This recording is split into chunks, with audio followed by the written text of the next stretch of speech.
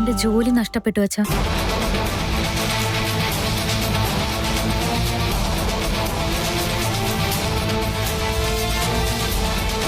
എന്താ പറയുന്നേ മോളെ?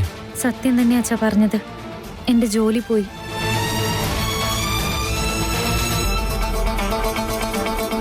എന്നാ നീ ചിന്തിച്ചിരിക്കുന്നത് അതിനെക്കുറിച്ച് അല്ലെന്ന് തോന്നുന്നു. സത്യമല്ലേ?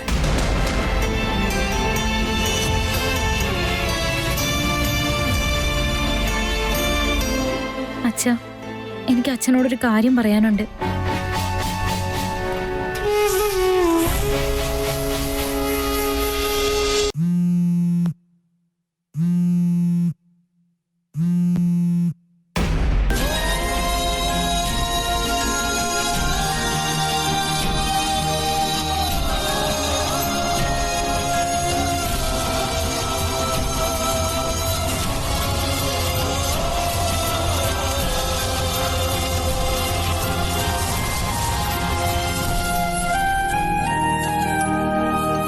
ഹലോ.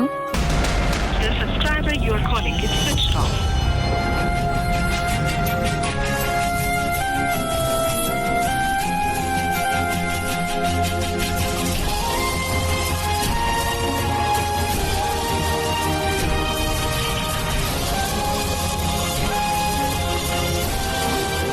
വേദാന്ത് ഇന്ത്യൻ നമ്പറിൽ നിന്ന് വിളിച്ചതെന്താ?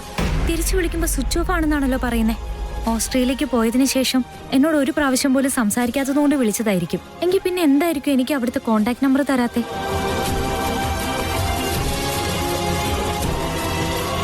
അമ്മു, നീ എന്നോട് എന്തോ പറയാൻ തുടങ്ങില്ലായിരുന്നു? ഒന്നുമില്ല അച്ഛാ, മനസ്സിലെന്തോ ഒരു വിഷമം പോലെ, അതുകൊണ്ട് അങ്ങനെ ഇരുന്നതാ. എന്നാ അച്ഛൻ അതൊന്നും ഓർത്ത് വിഷമിക്കേണ്ട കാര്യമില്ല. ഈ ജോലി അല്ലെങ്കിൽ പെട്ടെന്ന് വേറൊരു ജോലി കണ്ടുപിടിക്കണം, അത്രേ ഉള്ളൂ. നിന്റെ ടാലന്റ് വെച്ച് നോക്കുമ്പോ വേഗം തന്നെ മറ്റൊരു ജോലി കിട്ടും. ഉറപ്പായിട്ടും കിട്ടും അച്ഛാ. ഇല്ലെങ്കിൽ ഞാൻ എന്താ വെറുതെ ഇരിക്കോ? ചേച്ചിയുടെ കല്യാണത്തിന് വേണ്ടി ചെലവാക്കിയ ബാധ്യതകളെ തീർക്കാൻ ഞാൻ എന്തായാലും അച്ഛനെ ഹെൽപ്പ് ചെയ്യും.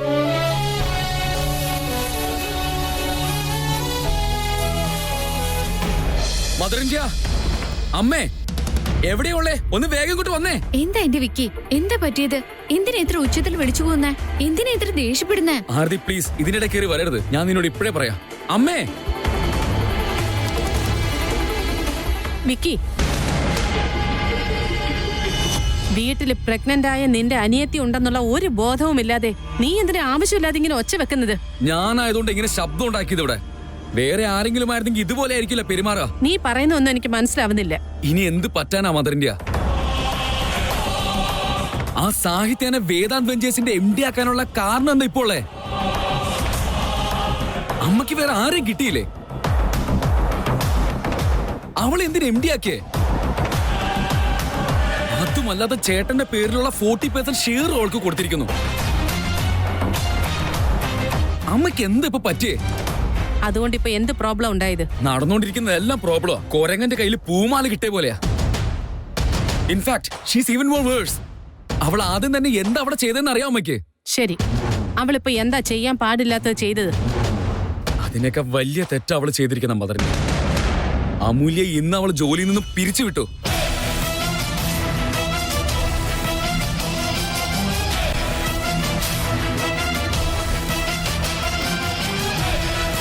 പവർ കിട്ടിയിട്ട് ഒരൊറ്റ ദിവസം കൊണ്ട് കമ്പനിയുടെ വർക്ക് കൾച്ചറിനെ അവൾ ആകെ നശിപ്പിച്ചു. അമൂല്യെ പോലൊരു സിൻസിയർ സ്മാർട്ട് വർക്കറിന് ഈ ഒരു അവസ്ഥയാണെങ്കിൽ ഇനി അങ്ങോട്ട് കമ്പനിയുടെ അവസ്ഥ എന്തായിരിക്കും നമുക്ക് വല്ല നിശ്ചയമുണ്ടോ? അവൾക്കാണെങ്കിൽ ബുദ്ധിയില്ല. അമ്മക്കെങ്കിലും കുറച്ച് ബുദ്ധി വേണ്ടേ? പോയി അങ്ങനെ ഒരുത്തേക്ക് കമ്പനിയെ പന്താടം കൊടുത്തിരിക്കുകയാണല്ലോ. നിങ്ങളോട് എന്താ പറയേണ്ടത് എനിക്ക് ഇപ്പോഴും മനസ്സിലാവുന്നില്ല. വിക്കി, മൈൻഡ് യുവർ ലാംഗ്വേജ്. നിന്റെ ചേട്ടൻ ഇവിടെ ഉണ്ടായിരുന്നെങ്കിൽ നീ എന്റെ അടുത്ത് ഇങ്ങനെ സംസാരിക്കുമായിരുന്നോ? നോക്കമ്മേ, ഇത് നമുക്കിടയിൽ മാത്രമുള്ള ഒരു അഭിപ്രായ വ്യത്യാസം. ഇതിനി എങ്ങോട്ടമ്മ കണക്ട് ചെയ്തു പോകുന്നേ? അതിനു മുമ്പ് സാഹിത്യനെ എന്തിനാ MD ആക്കിയെന്നുള്ള കാര്യം ആദ്യം പറയും. നീ ജോലിക്ക് കയറിയിട്ട് കുറച്ച് ദിവസങ്ങളെ ആയുള്ളൂ. പിന്നെ സിദ്ധാർത്ഥിന് ആദ്യ ഓർഗാനിക്സിനെ പറ്റി അല്ലാതെ വേദാന്ത് വെഞ്ചേഴ്സിനെ പറ്റി ഒന്നും അറിയില്ല. കുറച്ച് ബുദ്ധിപരമായിട്ട് ഇത് രണ്ടും മാനേജ് ചെയ്ത് പോകാൻ സാഹിത്യക്ക് കഴിയുമെന്ന് കരുതിയ ഈ ഒരു പോസ്റ്റിലേക്ക് അവളെ ഇരുത്തിയത്. ഈ ഒരു പ്രായത്തിൽ ഞാനും നിന്റെ അച്ഛനും കൂടി വന്ന് കമ്പനി കാര്യങ്ങൾ നോക്കണമെന്നാണോ നീ പറയുന്നത്? അതാണ് നിന്റെ ആഗ്രഹം എന്നുണ്ടെങ്കിൽ ഞങ്ങൾ വരാം. വിക്കി, അമ്മ പറയുന്നതും കാര്യം തന്നെയല്ലേ? ഈ വയസ്സില് കമ്പനി ടെൻഷനൊക്കെ അവർക്ക് വേണോ? പാവല്ലേ? അവള് വെറും HR പോസ്റ്റിൽ മാത്രമായിരുന്നു അമ്മേ. അവൾക്കാണെങ്കിൽ ഒട്ടും എക്സ്പീരിയൻസും ഇല്ല. അവൾക്കാണെങ്കിൽ ഒട്ടും മനസ്സിലാവേയില്ല. അതുമല്ല, ചേട്ടൻ അവളെ കല്യാണം കഴിക്കില്ലെന്ന് പറഞ്ഞതിന് ശേഷവും അമ്മ അവളെ ആ പൊസിഷനിൽ ഇരുത്തിയത് എനിക്ക് ശരിയായിട്ട് തോന്നുന്നില്ല. സാഹിത്യ പറഞ്ഞല്ലോ, അവർക്ക് രണ്ടുപേർക്കും ഇടയിലുണ്ടായിരുന്ന മിസ്അണ്ടർസ്റ്റാൻഡിങ് കഴിഞ്ഞുവെന്ന്. നോക്ക്, വേദാന്ത് ഇല്ലാത്ത സമയത്ത് പുറത്തു വന്ന ഒരാളെ കമ്പനിയിൽ കയറ്റി അങ്ങനെ ഇരുത്താൻ പറ്റില്ല എന്ന് നിനക്ക് അറിയില്ലേ? ഞാൻ എല്ലാ വശങ്ങളും ആലോചിച്ചിട്ട് തന്നെയാ ഇങ്ങനെ ഒരു ഡിസിഷൻ എടുത്തത്. ഇത്രയൊക്കെ ചെയ്തിട്ടും നീ എന്നെ ഒരു പ്രതിസ്ഥാനത്ത് നിർത്തുമെന്ന് ഞാൻ ഒരിക്കലും കരുതിയില്ല വിക്കി. ഇത്രയൊക്കെ ശ്രദ്ധയോടെ ചെയ്യുന്ന ഞാൻ വേറൊരാൾക്ക് വേണ്ടാത്തത് സംഭവിക്കണമെന്ന് വിചാരിക്കൂ?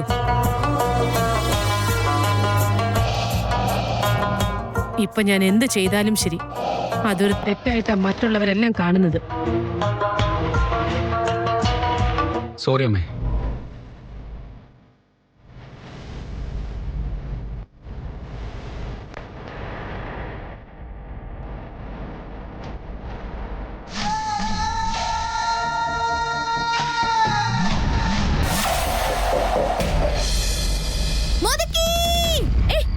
എപ്പോഴും എല്ലാരും ഒരുപോലെ ആയിരിക്കില്ല. എപ്പോഴും തമാശ കാണിക്കാതെ കുറച്ച് സീരിയസ് ആവാനും കൂടെ പഠിക്ക്. ജീവിതം എന്ന് പറയുന്ന വെറും തമാശയല്ല. അത് പരിമള പിസയ്ക്ക് ബർത്ത്ഡേ പാർട്ടിയിൽ നിന്ന് ഓർഡർ വന്നിട്ടുണ്ട്. അത് പറയാനാ ഞാൻ വന്നത്. പക്ഷേ നീ ബാഡ് മൂഡിലാണെന്ന് ഞാൻ അറിഞ്ഞിരുന്നില്ല. I am sorry.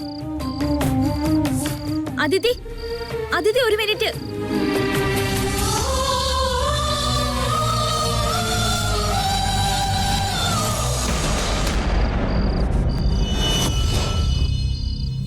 അവള് പിണങ്ങിപ്പോയതുകൊണ്ടാണോ ഇങ്ങനെ ഇരിക്കുന്നത്? അതോർത്ത് വിഷമിക്കേണ്ട കാര്യമില്ല, അവള് ശരിയായിക്കോളും. അത് ഞാൻ എന്തോ ഒരു ടെൻഷനിലായിരുന്നു, നല്ല സ്ട്രെസ്സിലായിരുന്നു ഞാൻ. പാവം അവള്, ഞാൻ അവളോട് മുഖം വീർപ്പിച്ചു. വേദാന്ത് ഇവിടെ ഇല്ല എന്നുള്ള ടെൻഷനാണോ, അതോ ജോലി പോയി എന്നുള്ള ടെൻഷനാണോ?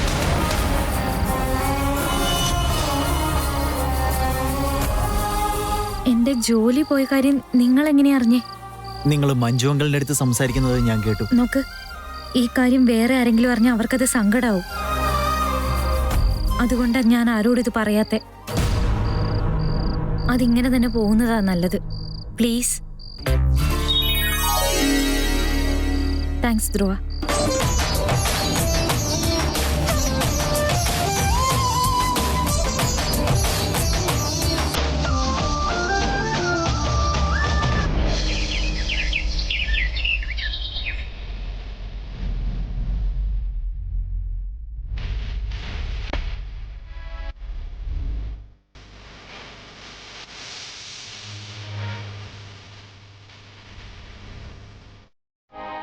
നിങ്ങൾക്കും ഇന്നലെ ഉറക്കം വന്നില്ല കളിയാ?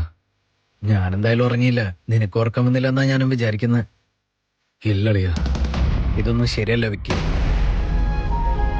ചെറിയച്ഛൻ ആരതിയുടെ കല്യാണത്തിന് എന്റെ കയ്യിൽ നിന്ന് കടം വാങ്ങിയിട്ടുണ്ട്. അമ്മുവിന് ഇപ്പൊ ജോലി ഉണ്ടായിരുന്നെങ്കിൽ തീർക്കാൻ വളരെ എളുപ്പമായിരുന്നു. അമ്മുവിന് ജോലിയില്ലെങ്കിൽ അത് തീർക്കാൻ വളരെ ബുദ്ധിമുട്ടാവും. അങ്ങനെ സംഭവിക്കാൻ ഞാൻ സമ്മതിക്കില്ലളിയാ. ഇപ്പോ അത് നമ്മുടെയും കൂടെ വീടല്ലേ. അവരൊക്കെ എത്ര അഭിമാനികളാണെന്ന് നിനക്ക് അറിയില്ലേ വിക്കി? അവർക്കൊരു ബുദ്ധിമുട്ടുണ്ടെങ്കിൽ തന്നെ അവരുടെ മുഖത്ത് അത് കാണിക്ക പോലുമില്ല. അമൂല്യെ പിരിച്ചുവിടാൻ മാത്രം ഇവളാരാന്ന് ഇവളുടെ വിചാരം? ചേട്ടനിവിടെ ഉണ്ടായിരുന്നെങ്കിൽ അമൂല്യക്ക് ഇങ്ങനെ സംഭവിക്കാൻ സമ്മതിക്കില്ലായിരുന്നു. ഇപ്പൊ ഇവിടെ എന്താ ചെയ്യേണ്ടതെന്ന് എനിക്ക് മനസ്സിലാവുന്നില്ല. ശരി പറയ്, പക്ഷെ കുറച്ച് സമാധാനമായിട്ട് പറയണേ, കൂടെ ഒരാളുള്ളതാ. Okay, sorry. ആക്ച്വലി ചേട്ടൻ എവിടെ ഇല്ലാന്ന് അറിഞ്ഞോണ്ട് തന്നെയല്ലേ സാഹിത്യം ഇങ്ങനെയൊക്കെ കാണിക്കുന്നേ. അത് എന്തുകൊണ്ട് നമുക്ക് പ്രയോജനപ്പെടുത്തിക്കൂടാ? ചെയ്തിട്ട് ഒന്ന് പറയുന്ന കേൾക്ക് ബ്രദർ. ഇത് പ്രയോജനപ്പെടുത്തിയിട്ട് വേണം ആ സാഹിത്യക്കെട്ട് ഒരു പണി കൊടുക്കാൻ. വാവ്, ഇവന് കാര്യം എന്താണെന്ന് പോലും മനസ്സിലായില്ല, എന്നിട്ടാ വാവെന്ന് പറയും. ഒന്നും മനസ്സിലായില്ലെങ്കിലും കേട്ടിട്ട് അടിപൊളിയായിട്ട് തോന്നുന്നുണ്ട് ആദ്യം. എനിവേ കൊടുകൈ. അതൊക്കെ ശരി, പക്ഷെ പ്ലാൻ എന്താണെന്ന് ഇതുവരെ പറഞ്ഞില്ലല്ലോ.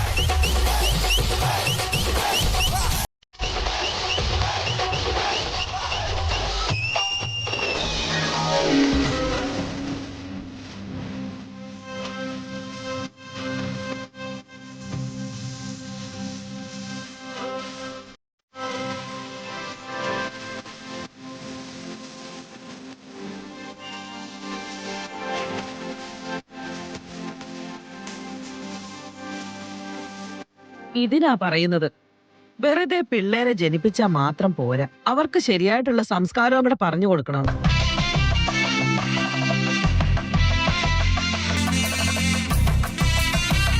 വരമഹാലക്ഷ്മി പൂജ ദിവസം കല്യാണം കഴിഞ്ഞ പെൺകുട്ടികള് പൂജ ചെയ്തില്ലെങ്കിൽ അതിനെന്തെങ്കിലും ഒരു അർത്ഥമുണ്ടോ? ഈ സുഹാസിനി ആണെങ്കിൽ എനിക്ക് ഇതിനൊന്നും സമയമില്ല, വേറെ പണിയുണ്ടെന്ന് പറഞ്ഞു നടക്കും. അതൊക്കെ ഒരു ജീവിതമാണ്.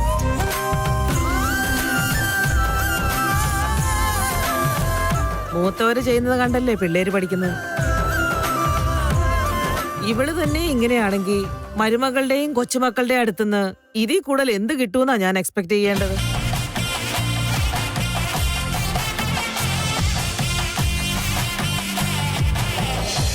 മുത്തശ്ശി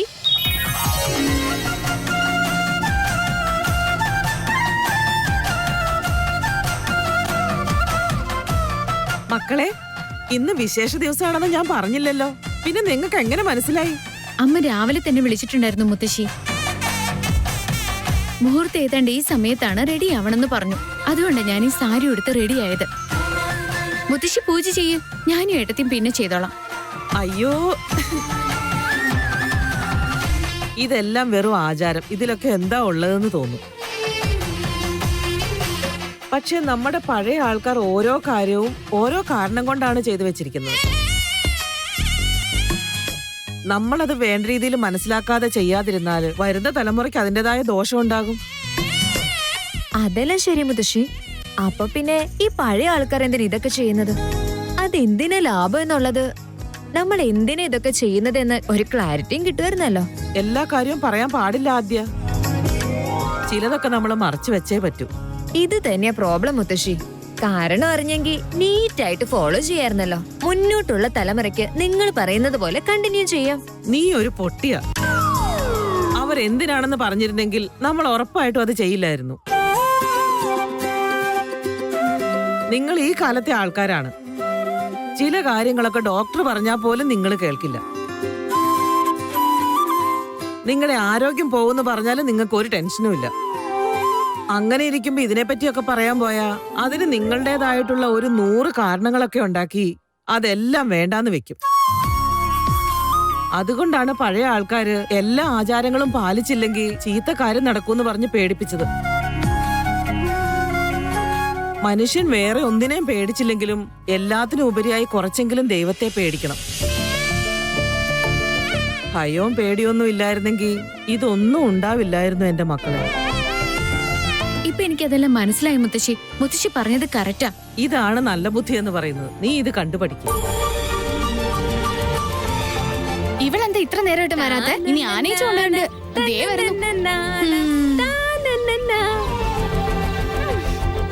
അറ്റ്ലീസ്റ്റ് ഈ ടൈമെങ്കിലും നന്നായാ മതിയായിരുന്നു. ലാസ്റ്റ് ടൈം എന്തോ മിസ്സിംഗ് ഉണ്ടായിരുന്നു, അറിയാമോ? ഈ പ്രാവശ്യം എന്തായാലും നന്നാവും. എന്താകൂ എന്തോ. എന്തായാലും 30 പിസ്സ ചെയ്യാനാ ഓർഡർ എടുത്തിട്ടുള്ളത്. ചെയ്യണമെന്ന് ഡിസൈഡ് ചെയ്താ പിന്നെ 1 ആണെങ്കിൽ എന്താ, 30 ആണെങ്കിൽ എന്താ? നമ്പർ ഓർത്തിട്ടല്ലടാ ടെൻഷൻ. നമ്മൾ യൂസ് ചെയ്യുന്നത് ലോക്കൽ ഐറ്റംസ് അല്ലേ. സോസിന് പകരം തക്കാളിയുടെ നീര്, ചീസിന് പകരം തേങ്ങ. നമുക്കത് ഇഷ്ടപ്പെടും, പക്ഷെ മറ്റുള്ളവർക്ക് അത് ഇഷ്ടപ്പെടുവോ ഇല്ലയോ എന്ന് നമുക്ക് പറയാനൊക്കില്ലല്ലോ. നമ്മൾ ചെയ്യുന്നതിൽ വിശ്വസിച്ചാൽ ആ ദൈവം ഉറപ്പായിട്ടും നമ്മുടെ കൂടെ ഉണ്ടാവും. എടി കൊരങ്ങ, ഞാൻ ശരിക്കും നീ എന്നോട് വഴക്കിട്ടിരിക്കുകയെന്നാ വിചാരിച്ചേ. സോറി മോളെ. എന്റെ ജനറേഷനിലുള്ള ആൾക്കാരെ ഇത് ചെയ്തിരുന്നെങ്കിൽ ഞാൻ വിഷമിച്ചേനെ. പക്ഷെ നീ ഓൾഡ് മോഡൽ മുതിക്കല്ലേ, അതുകൊണ്ട് ക്ഷമിച്ചിരിക്കുന്നു. ദാഞ്ചു, അടുക്കള കൊണ്ടുവയ്ക്കേ. അതിങ്ങോട്ട് താ പിള്ളേരെ, ഇതൊക്കെ ഞാൻ ചെയ്തോളാം. നിങ്ങൾ പോയി ചേച്ചിമാരെ ഹെൽപ്പ് ചെയ്യ കേട്ടോ. കേൾക്ക് ജനങ്ങളെ, കേൾക്ക്. കേൾക്ക് ജനങ്ങളെ, കേൾക്ക്. മാസ്റ്റർ ഷെഫ് പ്രമീള നമ്മുടെ കൂടെ ജോയിൻ ചെയ്തിരിക്കുകയാണ്.